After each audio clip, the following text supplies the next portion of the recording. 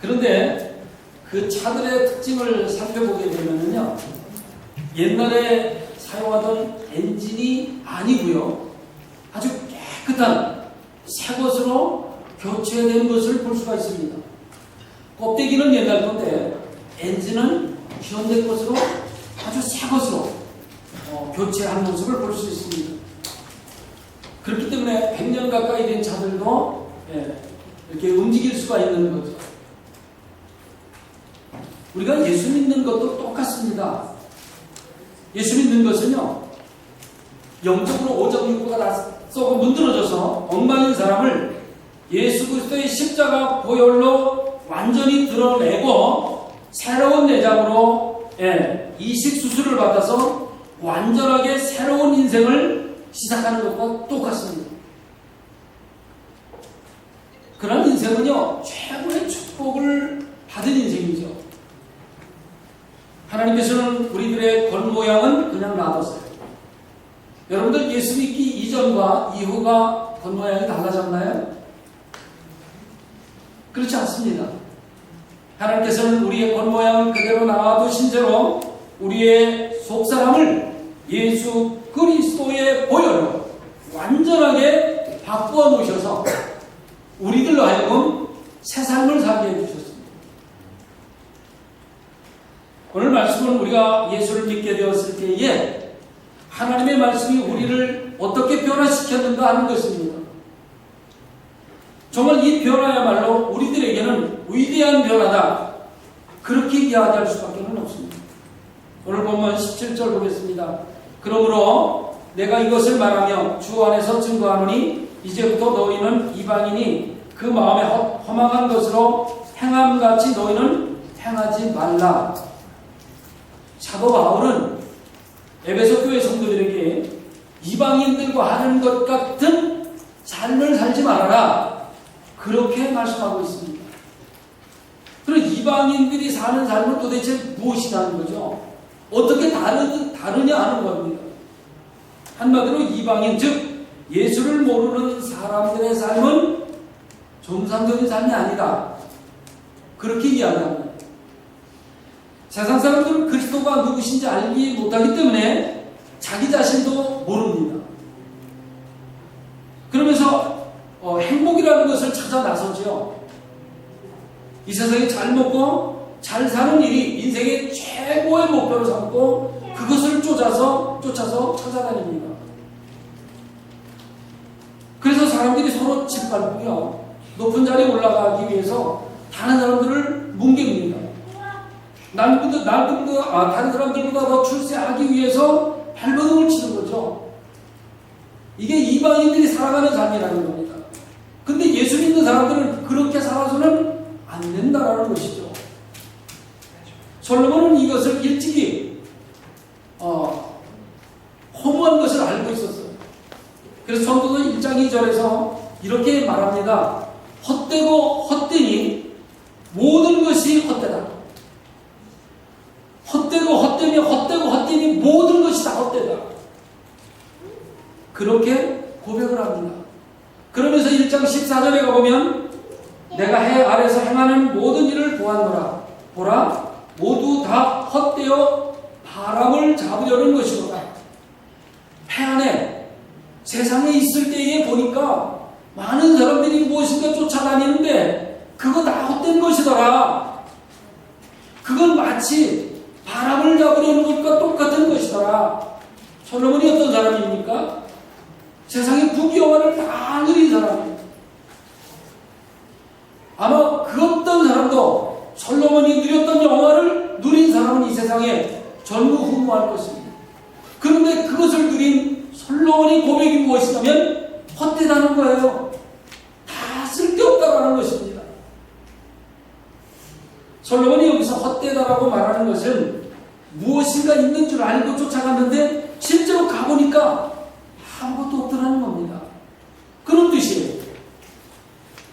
우리의 인생이라는 것이 겉모습으로 보기에는 참 대단한 것 같고 무엇인가 있는 것 같습니다.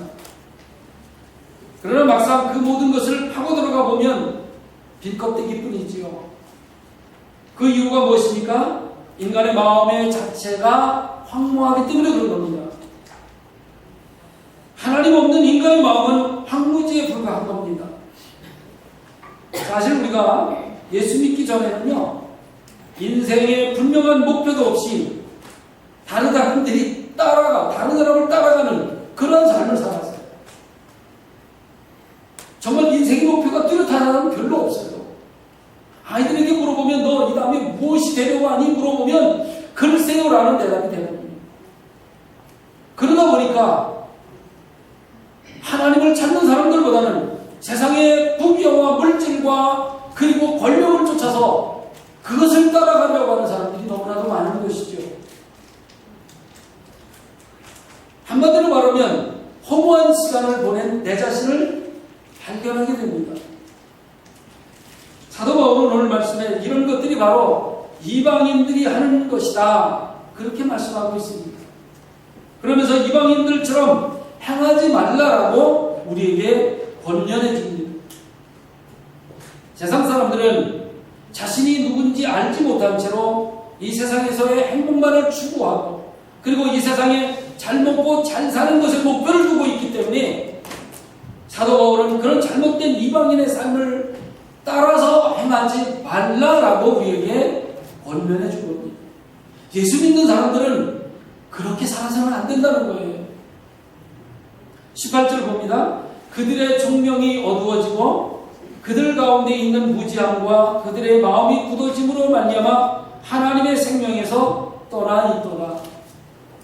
예수를 만나지 못한 사람들의 치명적인 문제점이 있는데요, 오늘 이 말씀처럼 정확하게 그것을 짚어준 그런 말씀은 세상에 없는 것 같아요.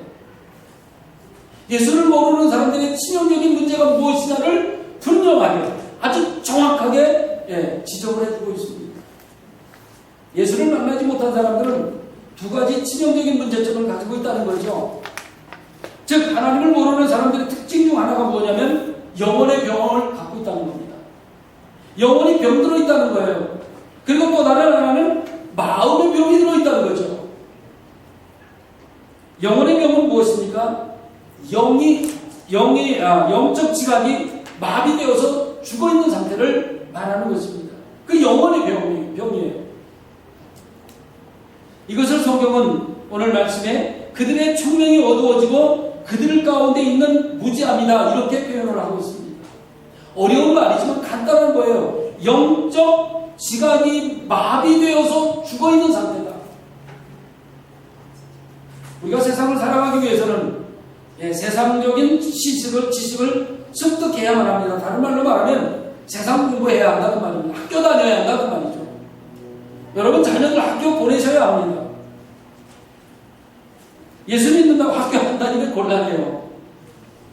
세상 지식을 습득해야 세상에 나가서 일을 할 수가 있고요. 그리고 물질을 가지고 삶을 살아갈 수 있기 때문에 그렇습니다. 육신의 필요함을 채울 수 있기 때문에 그런 거죠. 그리고 그 다음으로 하나님의 형상대로 지음받은 우리들은요, 영적인 양식을 위한 공부도 해야 합니다. 세상적인 공부만 해서는 안 돼요. 영적인 양식을 위해서 영적인 공부도 함께 해나가야 합니다. 이건 평생 해야 하는 얘기예요. 세상적인 공부는 어느 정도 하고 멈추면 되지만 영적인 공부는 하나님이 나를 불러가시는 그 순간까지 계속 해나가야만 합니다. 하나님의 진정한 축복은 하나님의 말씀을 통해서 우리들에게 오기 때문에 그런 거예요. 그런데 예수를 만나지 못한 사람들은 영혼이 죽어있기 때문에 영의 양식인 하나님의 말씀을 찾아먹을 수가 없지요. 그래서 예수를 만나지 못한 사람들 영적으로 죽어있는 겁니다. 이것이 영적 무지예요. 우리가 영적 무지에서 깨어날 수 있는 방법이 한 가지가 있습니다. 그것은 무엇이냐면 죄를 자박하고 하나님께 나아가는 길뿐이에요.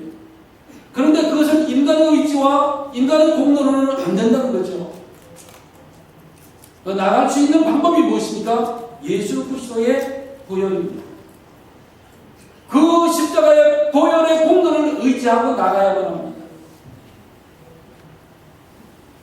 그때 영적 무지에서 우리는 깨어날 수가 있겠고, 영적 치매가 치료받을 수 있는 겁니다. 그렇게 되면은요, 우리의 영안이 열리게 되고요, 그리고 온 세상에 하나님의 사랑이 가득하고 하나님의 축복이 온 세상에 충만하다는 것을 발견하게 되는 겁니다. 그리고 자연을 보더라도 하나님의 위대하심을 깨닫게 되는 것이고 하나님을 높이 찬양하게 되는 거죠. 그 다음으로 마음의 병입니다. 사람이 심장이 굳어버리거나 혹은 간이 굳어버리면요, 오래 살 수가 없습니다. 저 길어봐야 한 서너 달 사는 거죠. 모든 것이 굳어버리면 아무것도 느낄 수 없고 아무런 반응을 보이지 않기 때문에 죽는 것입니다. 그런데 인간들의 마음이 이와 같이 굳어져 버린다는 겁니다. 즉 간경화가 찾아오듯이 사람의 양심에 경화가 찾아온다는 거죠. 양심에 경화가 찾아와서 사람들은 도덕적인 감각을 잃어버리게 되는 겁니다. 양심에 경화가 찾아오면 어떤 일이 벌어지겠습니까? 죄의 수치심을 모르는 거예요. 죄를 지으면서도 그것이 잘못된 것인지, 그것이 창피한 일인지, 그것이 죄를 짓는 일인지 무덤덤해지는 겁니다. 아무 감각이 없는 거죠. 정상적인 상태라면요, 내 자신이 죄를 짓게 되면 매우 강한 견딜 수 없는 수치감을 느끼게 돼야 되거든요.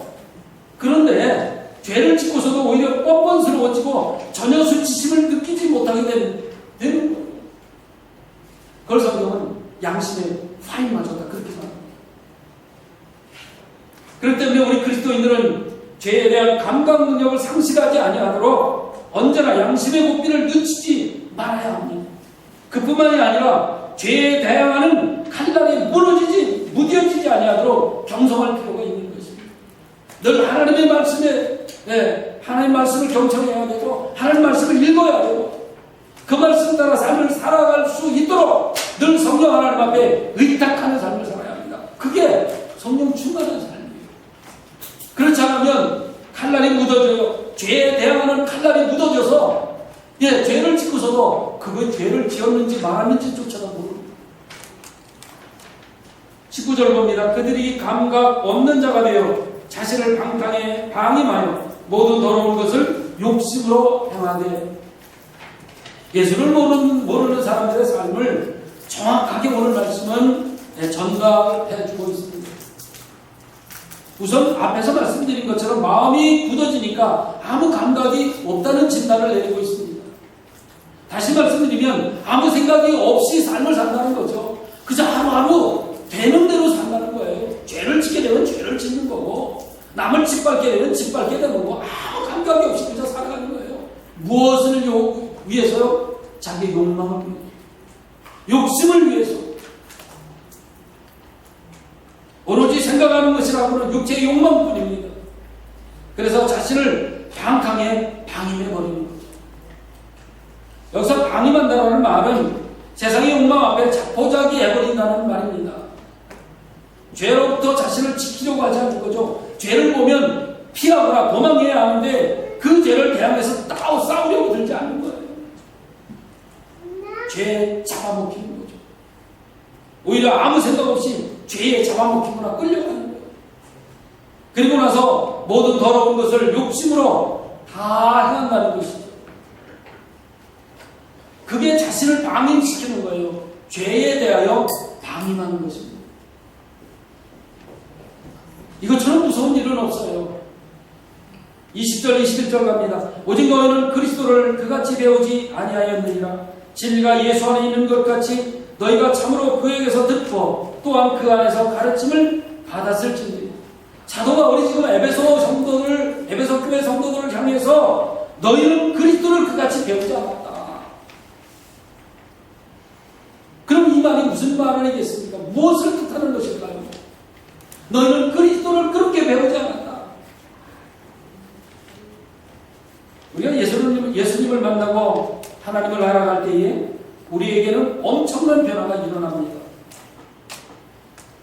먼저는 그동안 앞에서 말씀드렸던 이 굳어져 버렸던 영적인 지각이 되살아나기 시작합니다.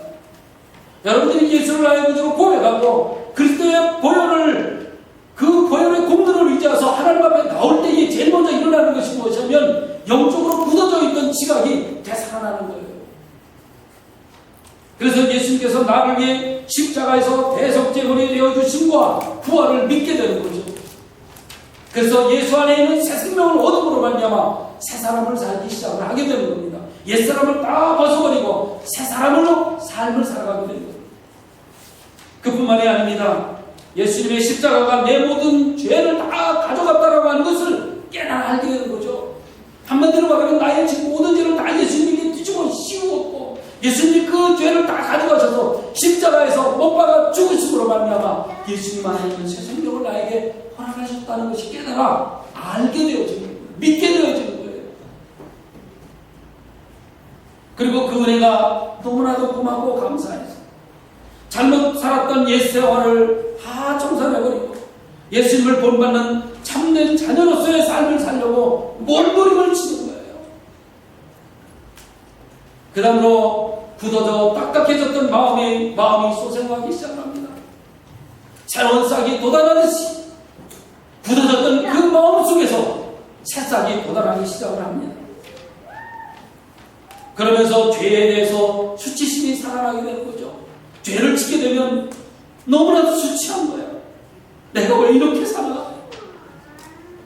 그 죄가 너무나도 더럽게 느껴지는 거죠.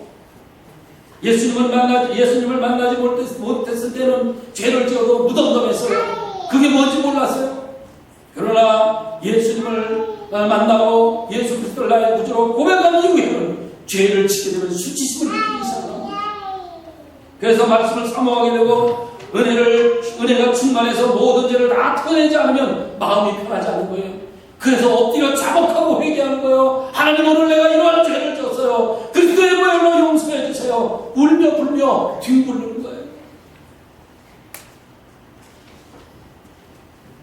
그리고 다른 사람들을 사랑하는 감정이 함께 되살아나게 됩니다.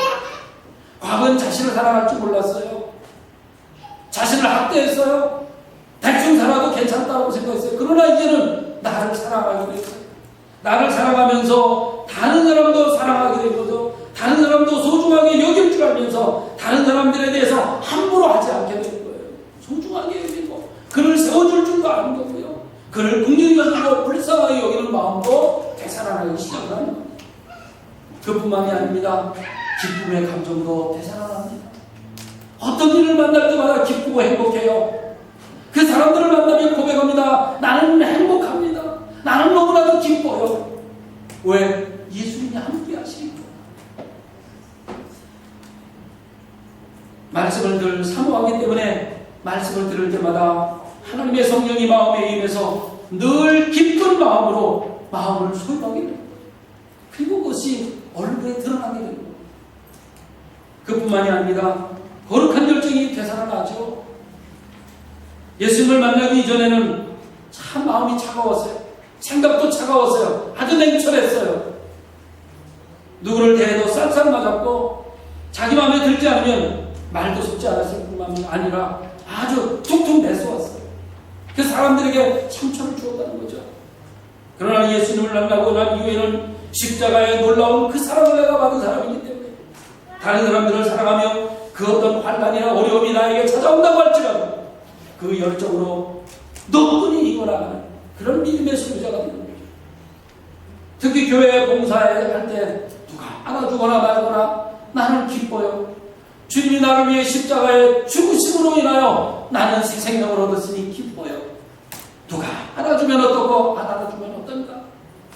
봉사하는 것도 기쁨으로 하는 겁니다. 누가 상관하든지 말든지 그리스도께서 나에게 베풀어 주신 그 은혜가 너무나도 감사하고 고맙기 때문에 거룩한 열정으로 하나님을 사랑하고 성도들을 사랑하게 되는 거죠.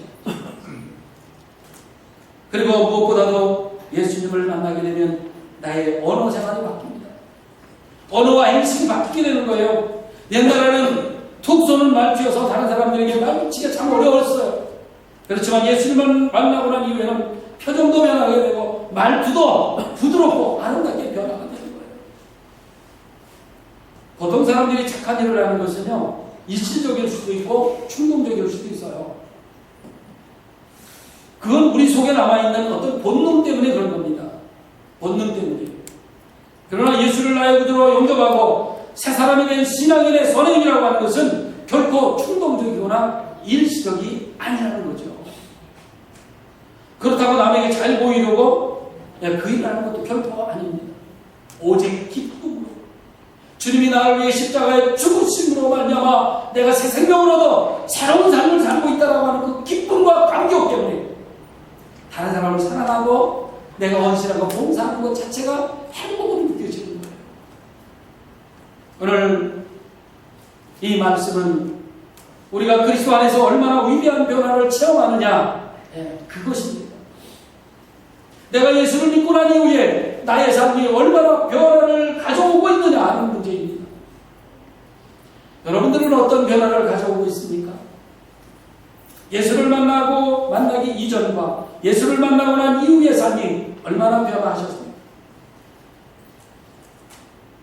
우리가 예수 믿고 오래된 신분인간에서 깨어났습니다. 그것이 무엇이냐면 성경은 거듭남이라고 이야기하고 있습니다. 우리가 예수 믿었다고 해서 갑자기 부자가 되던가요? 예수 믿었다고 해서 금방 석박사가 되던가요? 예수 믿었다고 해서 유명해집니까? 결코 그렇지 않습니다. 예수 믿고 그런 것은 아니지만 나의 마음 속에서 엄청난 변화가 일어나야 한다 그 말입니다. 식물인간의 상태에서 깨어나야 한다 그 말이죠. 우리의 영적 지각이 예수 믿고 되살아나야 한다. 하나님과 원수되었던 관계가 예수 믿고 회복이 되어야 된다. 우리에게 위대한 변화는 하나님과의 관계 회복입니다. 그뿐만 아닙니까? 예수 믿고 난 이후에 내가 얼마나 소중한 사람, 내 자신을 내가 얼마나 사랑해야, 그리고 다른 사람의 인생의 소중함 그것까지라도 깨닫게 되는 거죠. 그리고 가장 중요한 것은 무엇입니까? 예수 믿고 죄의 끔찍함과 죄의 수치와 뻔뻔스러움을 알게 되었다는 거예요. 그래서 죄의 길에 있지 않으려고 하는 거죠. 죄의 자리에, 오만한 자리에 앉지 않으려고 몸부림을 치는 거예요. 완벽한 변화가 그 안에서 일어나는 것입니다. 여러분 모두에게 이런 변화가 지금 일어나고 있습니까? 아니, 여러분들은 분명히 이런 변화가 일어나야만 합니다. 저 여러분들에게 말이죠. 만약 나에게 지금 이런 변화가 일어나지 않는다고 생각한다면 혹시 여러분들 지금 나에게서 성령이 떠나가시지는 않았는지 내 신앙을 한번 점검해 볼 필요가 있습니다. 사람은 겉만 품질을 하면 아무 소용이 없어요. 속이 꽉 차 있어야 합니다. 가끔 가짜 명품 시계 차고 폼 잡는 사람 보잖아요. 겉으로 보면 값비싼 명품입니다. 그러나 그 속은 뭐예요? 가짜로 꽉 차 있는 거예요. 예수 믿기 전에 우리의 모습은 이와 같이 가짜 시계와 같았습니다. 겉으로는 그럴듯했지만 속이 다 가짜였다는 거죠. 그러나 지금 저와 여러분들은 예수 믿고 우리의 속은 완전히 새로워졌습니다. 그렇기 때문에 우리에게는 성령 하나님을 통해서 새로운 에너지가 매일매일 저와 여러분들에게 지금 공급되어지고 있다는 거예요. 그렇기 때문에 이제는 더 이상 이방인의 허무한 삶으로 되돌아가는 삶을 살아서는 안 됩니다. 비록 그때가 내 마음대로 할 수 있는 어떤 자유는 있었을지 모르겠습니다만은 그때는 속이 가짜였고 식물인간에 불과했어요. 그때는 죄의 노예로 사는 삶 그 상태였다고 말입니다. 그러나 이제는 우리를 얽매고 있었던 죄 선들로부터 우리는 자유함을 얻었어요. 예수 그리스도의 십자가 보혈을 의지하고 나왔을 때에 여러분들은 모두 죄의 사슬로부터 해방되었다고 말입니다. 우리 앞에는 예수 그리스도를 통한 새로운 삶이 펼쳐져 있습니다. 완전히 새로운 인생이 된 우리들입니다. 그런데 이것을 포기할 수 있겠습니까? 그건 미련한 사람이죠. 그리스도 안에 있는 새 생명을 얻은 저와 여러분들은 새로운 삶을 살아야 돼요. 과거와는 완전히 다른 삶을, 완전히 360도 다른 삶을 살아야 한다는 말입니다. 여러분의 영적 지각이 깨어나야 합니다. 여러분의 사랑이 깨어나야 합니다. 여러분들이 행하는 모든 삶 자체가 바꿔져야 합니다. 그렇기 때문에 저와 여러분이 이제부터 예수 안에서 과거의 모든 악한 줄들을 끊어내버리시고 새로운 미래를 바라보면서 담대하게 전진하는 참된 그리스도의 모습이 되어야 합니다. 그러한 한 주간 되시기를 주님의 이름으로 축원합니다. 기도